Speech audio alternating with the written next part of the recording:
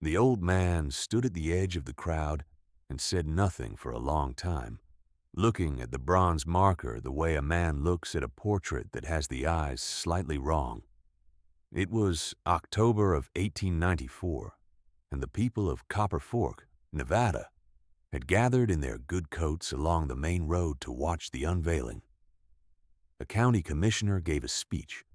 A woman in a blue hat sang something patriotic, and then they pulled the cloth away. And there it was, the marker, solid and permanent, naming the Pony Express route through this corner of the territory and fixing it in memory for anyone who might come looking in the years ahead. Wayne Thornton read the engraved line. He read it again. He turned to his granddaughter Delia, standing at his elbow with her dark hair pinned up under a gray hat, and he said, quietly enough that only she heard him, "They got the route wrong." Delia looked at the marker. She looked at him. She said, "Grandpa, Alkali Flats runs 2 miles east of where they've drawn it," he said. "The relay station at the Humboldt crossing was on the north bank, not the south. I know because I crossed it myself, and the south bank had a mud hole that swallowed horses. I went north to keep from losing the mare." The county commissioner was shaking hands nearby. The woman in the blue hat was folding her sheet music. And Wayne Thornton, 66 years old and lean as a fence post, stood in front of a bronze marker that had partially misremembered his life and felt something he had grown familiar with over the past 2 years, which was the particular irritation of being the only man in a room who knows the room is wrong. He was not a man who enjoyed knowing things other people did not. He was a man who had spent 30 years trying to be quiet. He had, in fact, nearly succeeded. Then the Consolidated Land Registry had come to Copper Fork, and quiet had stopped being possible, and the things he knew had turned out to matter more than any doctored map in any county filing cabinet anywhere in the state of Nevada. To understand how an old man came to be the most important witness in a federal land case, and why 2 enforcers hit the ground in front of the Copper Fork Registry office on a Friday in the August heat of 1893, it helps to go back to the spring of 1860, when Wayne Thornton was 17 years old and skinny enough to qualify for a job that paid $25 a month and asked only that he be willing to ride fast and not die. He had signed on at the Sacramento office, where a superintendent named Gruber looked him over without enthusiasm and told him he would ride the Central Nevada stretch from the station at Fort Churchill West to the Ruby Valley Relay and back. The distance each leg was close to 70 miles, through country that did not forgive inattention. Gruber told him the route was marked on a paper map and that he should study it before his first ride. Wayne studied it, then he wrote it, and discovered that the paper map had been drawn by someone who had never sat a horse in the Humboldt watershed in spring. He made adjustments. He remembered them. That was the habit he had, not a choice exactly, more a function of how his mind worked, a kind of automatic inscription. Every landmark settled into him as he passed it. The rock formation above the second creek that looked like a sitting dog, the dry wash that ran northeast only after heavy rain, the north bank of the Humboldt crossing where the footing was firm, and the south bank where it was not. He rode the route for 14 months until the telegraph lines crossed the continent and made him obsolete, and by the time the Pony Express folded in October of 1861, Wayne had the route memorized down to the mile. He had not expected that memory to matter again. He had gone on to other things, most of them ordinary and some of them not. He had worked cattle drives through Wyoming. He had done a 2-year stint as a deputy in a small Idaho territory that no longer existed under that name. He had married a woman named Clara Tate in 1872 and loved her for 16 years until she died of a fever in the winter of 1888. He had 1 daughter, who gave him Delia before dying herself of childbed fever in 1886, which meant Delia had been raised mostly by Clara, and then, after Clara's death, by Wayne alone. She was a capable young woman of 22 when they came to Copper Fork in 1891, and she had her grandmother's directness and her grandfather's habit of watching people carefully before deciding what she thought of them. The 240 acres they settled on sat in a long valley east of Copper Fork proper, where the creek ran clean through limestone and the grass stayed green into June. Wayne had chosen it because he recognized the ground from his riding days, knew the water was dependable, knew the soil was workable. He had no reason to think anyone else wanted it. He filed his claim at the county recorder's office in the spring of 1891, paid the filing fee, and received a stamped acknowledgment from the deputy recorder, a man named Finch, who smiled pleasantly and told him everything was in order. Finch, it would emerge later, had been on Silas Vetch's payroll for 3 years. Vetch was the regional director of the Consolidated Land Registry, an organization incorporated in San Francisco in 1884 and operating legally on paper while conducting something rather different in practice. The registry's business was the acquisition of contested land parcels across the post-rail Nevada interior, and its method was simple. Find a parcel with an imperfect title chain, file a set of plat maps at the county level that asserted a prior claim, attach a forged back tax debt to the filing, and then present the settler with an eviction notice grounded in county records that appeared, to any outside examiner, entirely authentic. By 1891, the registry had used this method to displace 11 families in the Copper Fork area. None of them had fought. The debt figures on the notices were modest enough to seem plausible and large enough to be unpayable. The county recorder's stamps made everything look official. The nearest federal land office was 90 miles away in a town called Harwich, and most settlers could not afford the trip or the legal fees. Wayne did not know any of this in 1891. He planted his garden, ran 20 head of cattle, fixed his fences, and watched his granddaughter grow into the land the way young people do when the land is good. If you have found this story and you want to make sure you stay through to the end, this would be the moment to settle in. What happens next goes places that need time to land correctly. The first sign came in the spring of 1893. A man rode onto Wayne's property on a gray horse, dismounted without being invited, and walked to the porch where Wayne was drinking coffee.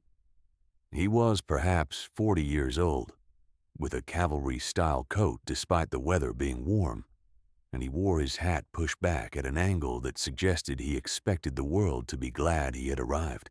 He introduced himself as Harlan Cuff, agent for the Consolidated Land Registry, and he placed a folded document on the porch rail. Wayne picked it up and read it. The document stated that Wayne Thornton was in arrears on $400 in back taxes assessed against the parcel at 240 acres, that the assessment had been levied under county authority in 1884, that no payment had been received in 9 years, and that the registry, as successor to the original tax lien holder, was now asserting possession and requesting that Wayne vacate the premises within 60 days. Wayne set the document back on the rail. He said, "I have never received a tax bill on this land. I have never paid a tax bill on this land because I have never owed one. This assessment was created after the fact by someone on your employer's payroll." Cuff smiled the way a man smiles when he is explaining something to someone he considers slow. "The county records are clear," he said. "I would recommend consulting an attorney before the 60 days run out." Delia had come to the doorway behind Wayne by then, and she heard all of it. She watched Cuff pick up the document, fold it, and leave it on the rail again when Wayne declined to take it. Cuff remounted his gray horse with the easy confidence of a man who had done this many times and had yet to encounter a problem he could not walk away from. He rode back toward town without looking at them again. Wayne waited until the sound of hooves faded. He said to Delia, "Put that paper inside. I want to look at it again this evening." They looked at it that evening and for several evenings after. Wayne rode to Copper Fork and spoke to a man named Alcott, who kept a small law practice out of a room behind the dry goods store. Alcott studied the document, studied it again, and told Wayne that the registry's filings were county of record and that contesting them would require either proof of prior title or a federal land commissioner's review, which meant a trip to Harwich and a formal filing fee of $12.50, assuming the commissioner agreed to open a review at all. Wayne paid Alcott $2 for the consultation and rode home. Then the pressure campaign began in earnest, and it followed a pattern Wayne would later recognize as the registry's standard sequence. 3 weeks after Cuff's visit, someone cut the north section of his fence during the night. 2 of his cattle got through into the creek draw, and he spent a full day retrieving them. He repaired the fence with wire he could not easily spare. A week after that, he found his water trough fouled with something that smelled of lye, and lost 3 days of grazing while he flushed and cleaned it. He found no tracks near the trough worth following. Delia was threatened in late June, openly in front of the Copper Fork trading post, on a Saturday afternoon when the post had a dozen people inside and half a dozen on the porch. Eldon Pruitt was the one who did it. He was Cuff's man in town, the one who ran the street-level operations while Cuff handled the formal paperwork, and he was well suited to the role. He was loud in the way that men who depend on being frightening are loud, and he had a physical quality of crowding, of standing just close enough that the person in front of him had to choose between retreating and holding uncomfortable ground. He found Delia outside the trading post loading flour sacks onto her wagon and stood over her and told her, in a voice everyone on the porch could hear, that her grandfather was a stubborn old fool who was going to end up in the ground before he ended up in court if he didn't sign the quitclaim deed that was waiting for him at the registry office. He said the registry was not accustomed to waiting and that 60 days was a courtesy that was nearly expired. Delia put the second flour sack in the wagon, straightened up, and looked at him. She said, "You have finished talking." Pruitt laughed. He said, "You tell the old man Friday is the last day, noon on Friday. He signs or we file the removal order with the sheriff." The sheriff in Copper Fork was a man of no particular consequence, but his deputy, Hal Morrow, was. Morrow wore the badge that carried the actual enforcement weight in the county, and Morrow had been useful to Vetch's operation for 2 years because Vetch held a note against Morrow's property in Carson City, a note Morrow could not retire without Vetch's cooperation. Morrow was not a bad man. He was a man who had borrowed money from the wrong source and discovered too late what the interest was. He had looked away from 4 evictions. He had looked away from the fence cutting and the trough fouling on Wayne's land when the reports crossed his desk. He had not, as yet, looked away from anything that had cost him more than sleep. Delia drove home and told Wayne what Pruitt had said. Wayne heard all of it. He looked at the date on the calendar hanging inside the kitchen door. It was a Tuesday. Friday at noon was 3 days. He told Delia he was going to the barn and did not want supper. The barn had a smell that Wayne had always found steadying. Horse and hay and old wood and the dry mineral scent of the Nevada summer. His horse, a brown mare he had bought in Idaho and named Patience, stood in the far stall, and she turned her head to look at him as he came through the door. He stood with her for a few minutes, one hand on her neck, not thinking about anything in particular. Then he went to the back corner of the barn where a wooden trunk sat under a tarpaulin, and he pulled the tarpaulin away. The trunk was old, latched with a brass fitting that had gone green with age. He opened it. Inside, wrapped in oilcloth, was a Colt revolver he had carried as a deputy in Idaho. cleaned and maintained. A tool he had attended to every year the way a farmer attends to his equipment even when he does not expect to need it.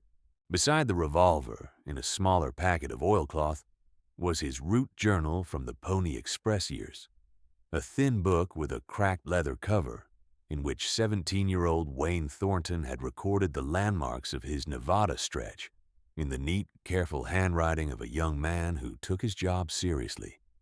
He picked up the journal. He turned it in his hands.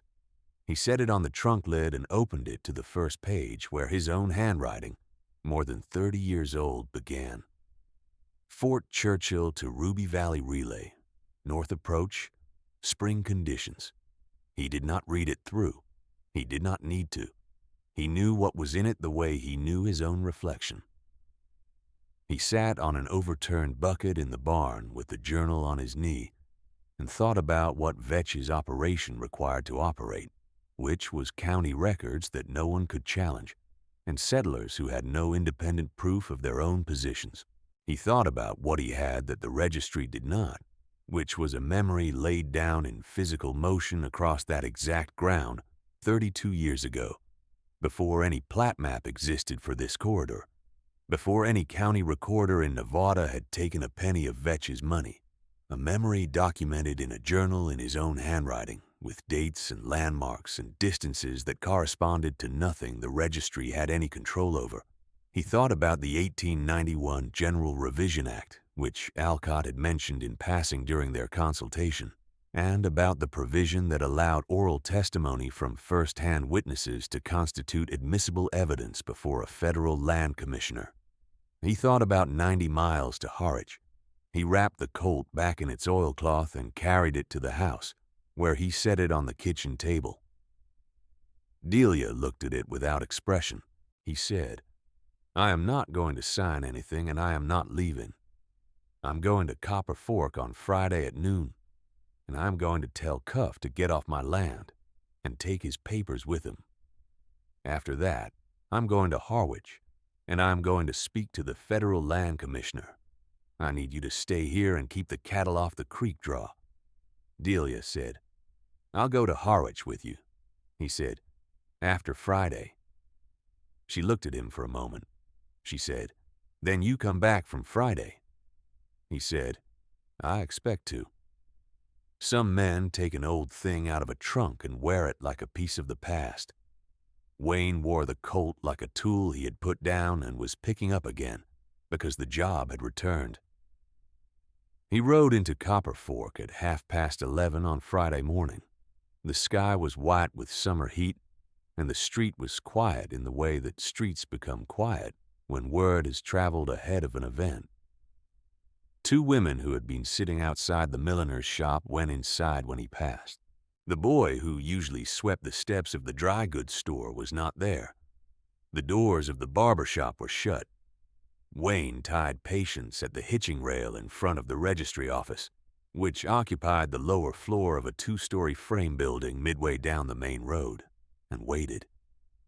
He had been there perhaps 5 minutes when Morrow came out of the sheriff's office across the street and stood on the opposite boardwalk with his thumbs in his belt, watching. Morrow's face was unreadable at that distance. He did not approach. Cuff came out of the registry office at 2 minutes before noon.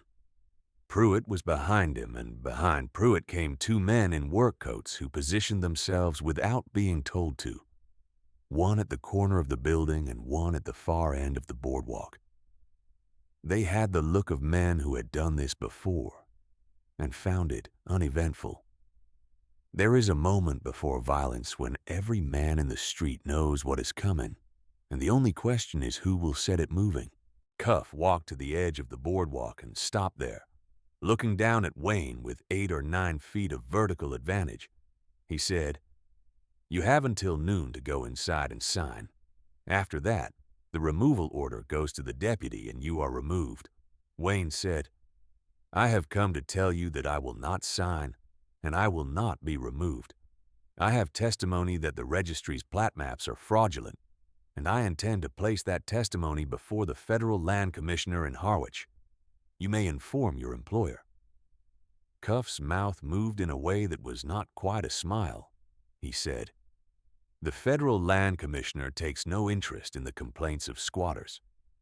Wayne said nothing. Cuff said, "You are out of time, old man."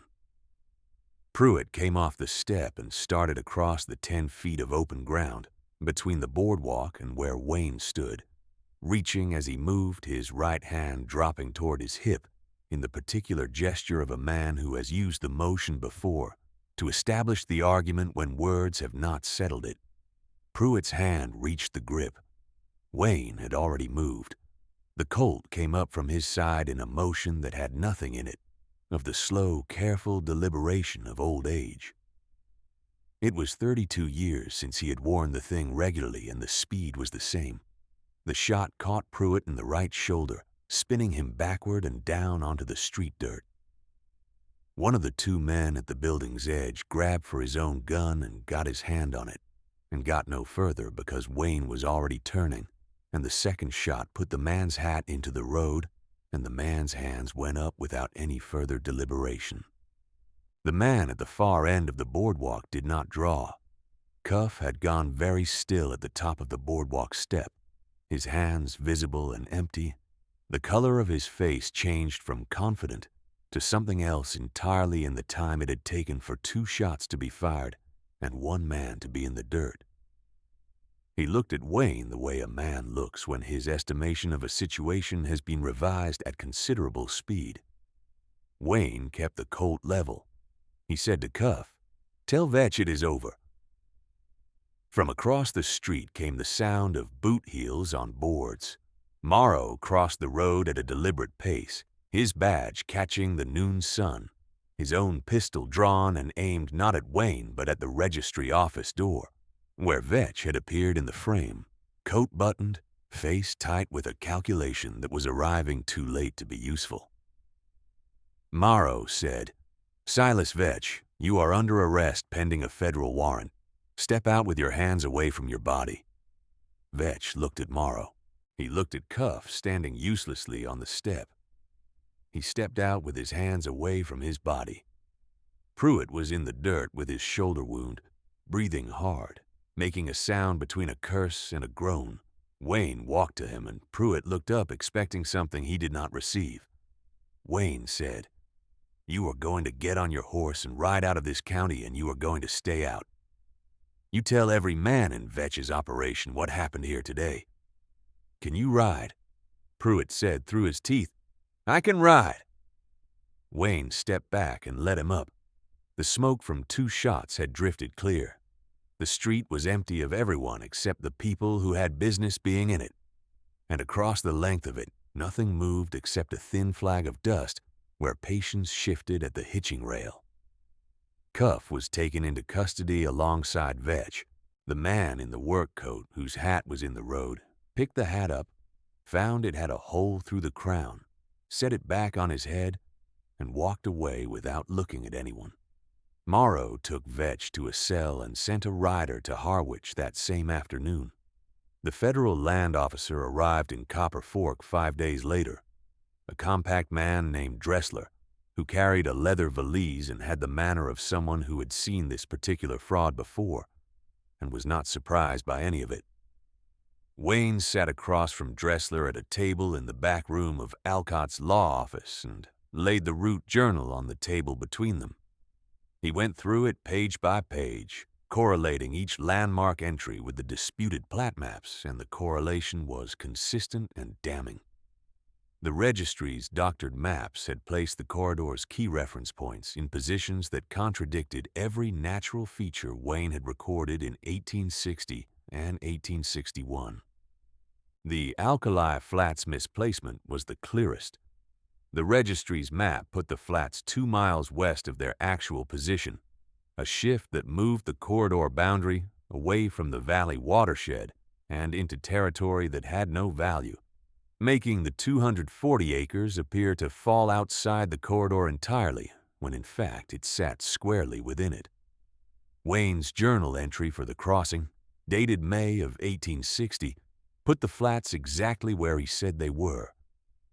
Dressler cross-referenced the journal against a survey conducted by the Army Corps in 1876, which Wayne had not known existed. The two accounts agreed on every major landmark. Dressler made a note in his valise, looked at Wayne over his reading glasses, and said, "Mr. Thornton, your testimony is sufficient to support a full commissioner's review.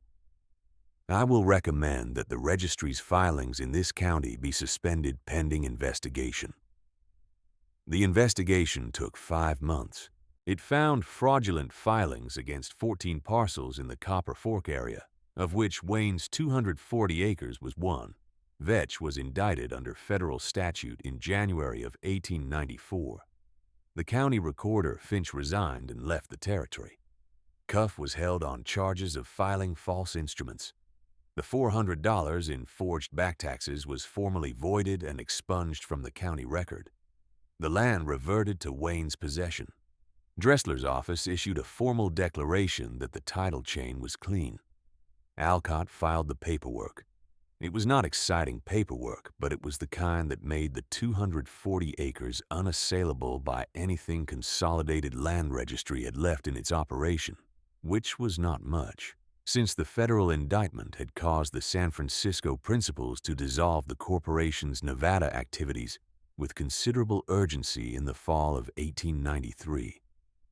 Morrow kept his badge. He had earned that, in the end, though the cost of getting there had been 2 years of looked-away mornings. He would carry the rest of his life. Dressler's report noted that the deputy had been operating under financial coercion and had rendered material assistance to the federal arrest. It was not an exoneration exactly, but it was something Morrow could build from. Delia stayed on the land through all of it, through the federal investigation and the winter and the legal filings, and the slow unwinding of everything the registry had built in Copper Fork over the preceding decade. She kept the cattle off the creek draw and repaired the fence where it needed it, and planted her garden in the spring of 1894, with the particular satisfaction of a woman who knows the ground under her hands is hers. The historical marker went up that October, and the ceremony was the kind of thing a small Nevada town does when it wants to mark itself on the larger story of the country. The commissioner gave his speech. The woman in the blue hat sang. The cloth came away from the bronze. And Wayne Thornton, standing at the edge of the crowd with Delia at his elbow, read the engraved route description and found it wrong in 2 particulars. He spoke to the commissioner after the ceremony, with Dressler's survey notes in hand and his own journal open beside them. The commissioner was a practical man, and the evidence was clear, and he agreed without much argument that an amendment to the marker's supporting record was warranted. The bronze itself would not be recast. That was not how these things worked, and Wayne knew it. The formal record would carry the correction. Wayne told Delia, walking back to where Patience was tied, that the marker would eventually be right even if the marker would never show it, and that this was probably how most of history worked. Delia said, "Are you going somewhere?" He had the look she recognized, the long, settled look of a man whose unfinished business had been finished and who could feel the ground tilting slightly under him toward the horizon. She had known it was coming. She was not surprised. She was her grandfather's granddaughter, and she did not ask people to stay when they needed to go. He tied the saddlebag and checked the cinch. He said, "I want to ride the northern approach once more. See if the relay station site is still standing." She said, "There's nothing left of it. Dressler told you that." "I know," he said. "I want to see what nothing is left of." She helped him up. Her hand stayed on his stirrup leather for a moment after he settled. She said, "Come back if you find a reason." He looked down at her from the saddle with the expression of a man who has given everything he had to give to one piece of ground and knows that the ground has passed to better hands. He turned Patience north and east, away from Copper Fork and its bronze marker and its amended record, out onto the old road where the sage came up close on both sides and the light was going red and long across the flats. Delia watched him until the dust thinned and closed behind him. Some things get set down wrong and stay wrong forever, and some things get set down wrong and someone who was there knows better. And that is the only difference the world ever offers. The valley held the quiet that follows when a long wrong thing has been put right. The 240 acres sat in the late October sun, the creek running clean over limestone, the fence straight, the cattle moving at their own pace across the good grass, the brown mare carrying one man northeast into the red Nevada afternoon grew small and smaller and was gone.